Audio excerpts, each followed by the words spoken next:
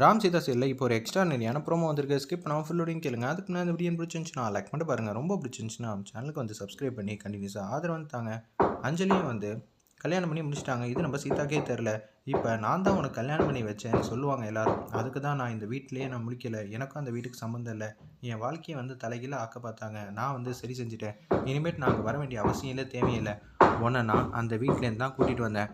நீ அந்த வீட்டுக்கு வா, அதுக்கப்புறம் இருக்கணுமா வேணாமான்னு அங்கே முடிவு பண்ணிக்கலாம் அப்படின்னு சொல்லும்போது, அன்பு இதை நீ என்கிட்ட முன்னாடியாவது சொல்லியிருக்கலாம்ல, இப்படியெல்லாம் பண்ணுவேன் நான் நினச்சி கூட பார்க்கலங்கிற மாதிரி அந்த இடத்துல பேசிடுறாங்க. இதை கேட்டோன்னு வந்து பேரதிர்ச்சி ஆகி நிற்கிறாங்க அந்த இடத்துல நம்ம சீதா. என்னால் முடியாதுமா, நீங்கள் வாங்க என் கூட போகலாம் அப்படின்னு சொல்லிட்டு இருக்கப்ப மகாலட்சுமி வந்து வீட்டில் என்னது பசங்களை இன்னமும் காணோம், சீதா வந்து ஏதாவது பண்ணுறான்னு தான் தோணுது அப்படின்னு சொல்லி மகாலட்சுமி வந்து சொல்லிட்டு இருக்காங்க. அப்படியெல்லாம் வாய்ப்பே இல்லை, உன்ன மாதிரி சதி திட்டம்லாம் போடுவாளா அப்படின்னு சொல்லி சேதுராமன், துரை, மீரா எல்லாரும் வந்து சீதாக்கு ஆதரவாக இருக்காங்க. என்னமோ சொல்லிட்டு இருந்த கார் வந்துருச்சு பாரு அப்படின்னு சொல்லும்போது, கார் வந்து நிற்கிது, என் மனசில் இன்னும் ஒரு விஷயம் தப்பாக நடந்துச்சுன்னு தான் தோணுதுங்கிற மாதிரி மகாலட்சுமி வந்து திங்க் பண்ணிகிட்டே இருக்காங்க. அப்பன்னு பார்த்து கார்லேருந்து ஃபஸ்ட்டு சீதா வந்து பூஜை ஜாமானை எடுத்துக்கிட்டு அப்படியே கீழே இறங்கி வந்துகிட்டு இருக்காங்க. இன்னொரு பக்கம் என்னது அஞ்சலியை காணும் அப்படின்னு சொல்லும்போது, அஞ்சலி வந்து மாலையும் கழுத்தில் தாலி வேறு இருக்குது. பின்னாடி வந்து மாப்பிள்ளை வந்து இருக்காங்க. இதை கேட்டோன்னு வந்து பேர் எதிர்ச்சியாகி நிற்கிறாங்க.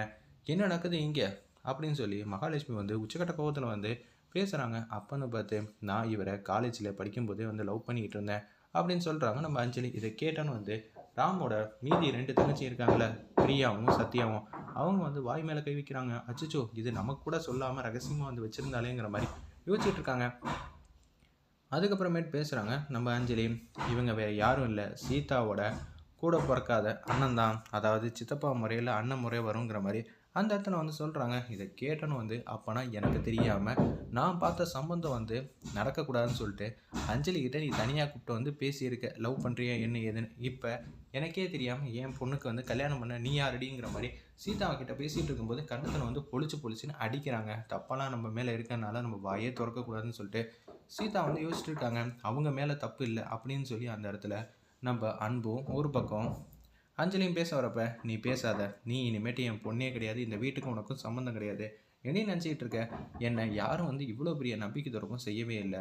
துரை வந்து எனக்கு தெரியாமல் வந்து சீதா வந்து கல்யாணம் பண்ணி வச்சுட்டான் நம்ம ராமுக்கு. ஆனால் ராம் வந்து நான் ஏற்பாடு பண்ண குடும்பத்துலேருந்து தான் ஒரு பொண்ணை கூட்டிகிட்டு வந்தான். அதுவே என்னால் ஏற்றுக்க முடியாத சுச்சுவேஷன். உங்கள் 2 பேரையும் நான் தங்க தட்டில் போட்டு வளர்க்காத குறையா சூப்பராக வளர்த்தேன். உங்கள் புத்தியெல்லாம் ஏண்டி இப்படியெல்லாம் போச்சுன்னு சொல்லிட்டு ரொம்ப சோகமாக வந்து மகாலட்சுமி வந்து பேசுகிறாங்க. இன்னிலேருந்து சொல்கிறேன், இந்த நொடியிலேருந்து அஞ்சலிக்கும் நம்ம வீட்டுக்கும் எந்த சம்மந்தமும் இல்லை அப்படின்னு சொல்லும்போது, என்ன சம்மந்தம் இல்லை, இத்தனை நாளாக நீங்கள் பேசிகிட்டு இருந்தீங்க, இந்த கல்யாணம் எனக்கே தெரியாமல் தான் நடந்துச்சு, அது சத்தியம். ஆனால் இங்கே யாரும் நம்ப போகிறதில்ல. ஆனால் அதே வாட்டி அஞ்சலிக்கு இந்த வீட்டில் எல்லா உரிமையும் இருக்குது. அஞ்சலி இந்த வீட்டில் தான் வாழ போகிறா. அதனால் இதுக்கு மாற்றுக்கிறதுக்கு இடமே இல்லை அப்படின்னு சொல்லி சீதா வந்து மாஸ் பண்ணுறாங்க. என்னடி எனக்கு தெரியாமல் கல்யாணம் மட்டும் பண்ணி வச்சது இல்லாமல் இப்போ என்கிட்டயே வந்து பம்படியாக வந்து பேசுறியான்னு சொல்லி மகாலட்சுமி வந்து கேட்குறாங்க.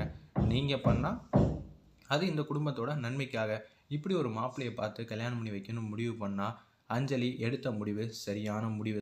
இதை என்கிட்ட வந்து கேட்டிருக்கணும், ஆனால் கேட்காம இந்த மாதிரி பண்ணிட்டாங்கிற மாதிரி சீதா வந்து எவ்வளோ வாட்டி சொல்லியும், மாமா என் மேலே கோவமா அப்படின்னு சொல்லி கேட்குறாங்க அந்த இடத்துல நம்ம சேதுராமன். ஆமாம், உண்மையிலே கோவம் தான். நீ என்கிட்ட சொல்லியிருந்தா கூட இந்த கல்யாணத்தை வந்து நிப்பாட்டிட்டு நான் ஜாம்னு என் பொண்ணுக்கு வந்து நல்லபடியாக வந்து கல்யாணம் பண்ணி கொடுத்துருப்பேன். இப்போ பாரேன், என்னால் எந்த கல்யாணத்தையும் கண் கூட வந்து பார்க்க முடியாத அளவு சுச்சுவேஷன் ஆகிடுச்சுங்கிற மாதிரி சோகத்தின் உச்சத்தில் இருக்காங்க அந்த இடத்துல சேதுராமன். இதுவும் சொல்லாமல் வந்து அப்செட்டில் அவங்களும் வந்து உள்ளே போக ஆரம்பிச்சிட்டாங்க. வீட்டில் இருக்க எல்லாரும் வந்து சீதா வந்து நம்பலை, சீதாவோட சொந்தக்காரனா நிச்சயம் வந்து சீதாவுக்கு முன்கூட்டியே இந்த திட்டம் எல்லாமே தெரிஞ்சு தான் கோயிலுக்கு வந்து கூட்டிகிட்டு போயிருக்காங்கன்னு மீராலேருந்து எல்லாருமே வந்து நினைக்கிறாங்க அந்த இடத்துல.